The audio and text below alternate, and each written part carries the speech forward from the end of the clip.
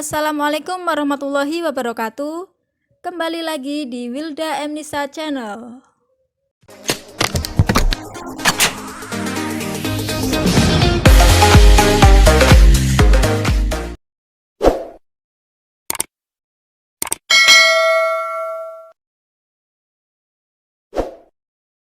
Halo guys, kali ini kita akan membahas mengenai besaran dan satuan.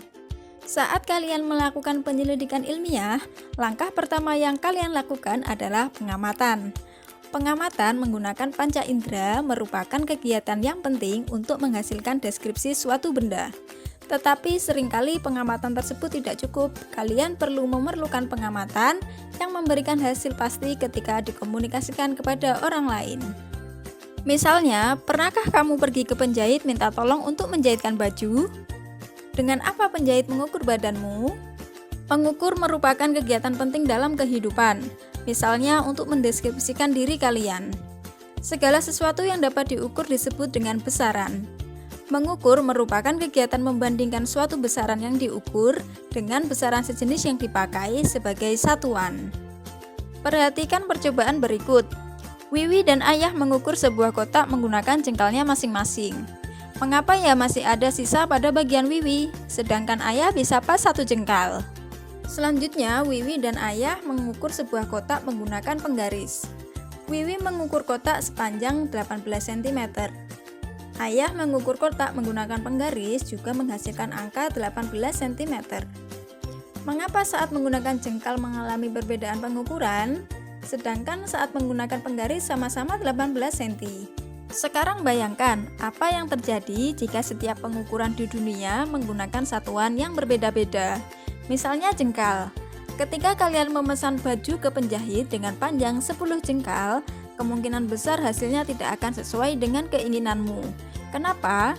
Karena penjahit itu menggunakan jengkalnya untuk mengukur. Oleh karena itu, diperlukan satuan yang disepakati bersama untuk semua orang. Satuan ini disebut dengan satuan baku. Satuan baku adalah satuan yang ditetapkan secara internasional, misalkan meter, detik, dan Kelvin. Satuan tidak baku adalah satuan yang tidak ditetapkan sebagai satuan pengukuran ilmiah, misalnya jengkal dan depa. Segala sesuatu yang dapat diukur disebut dengan besaran. Besaran terbagi menjadi dua, yaitu besaran pokok dan besaran turunan. Besaran pokok adalah besaran-besaran utama yang dapat menurunkan besaran-besaran yang lain dan satuannya telah ditentukan terlebih dahulu. Besaran turunan adalah besaran-besaran yang diturunkan dari besaran-besaran pokok. Berdasarkan sistem internasional, terdapat 7 besaran pokok, yaitu panjang dengan satuan meter, massa dengan satuan kilogram, waktu dengan satuan sekon atau detik, kuat arus dengan satuan ampere, suhu dengan satuan Kelvin, jumlah zat dengan satuan mol, dan intensitas cahaya dengan satuan kandela. Besaran turunan adalah besaran-besaran yang diturunkan dari besaran-besaran pokok. Misalnya luas. Apabila kita ingin mengetahui luas lantai, maka perlu informasi panjang dan lebar lantai. Karena luas merupakan hasil perkalian panjang dengan lebar. Perhatikan bahwa panjang dan lebar merupakan besaran pokok dalam panjang. Dalam sistem internasional, panjang diukur dengan satuan meter. Luas dalam satuan internasional memiliki satuan meter dikali meter atau meter persegi.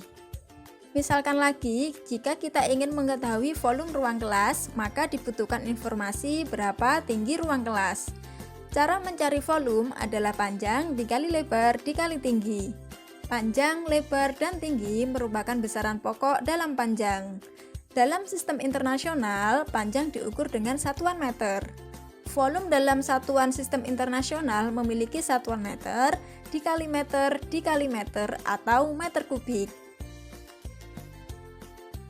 Demikian penjelasan singkat mengenai satuan baku dan tidak baku, serta besaran pokok dan besaran turunan. Semoga menambah wawasan kalian. Sampai jumpa lagi di Wilda Emnisa Channel.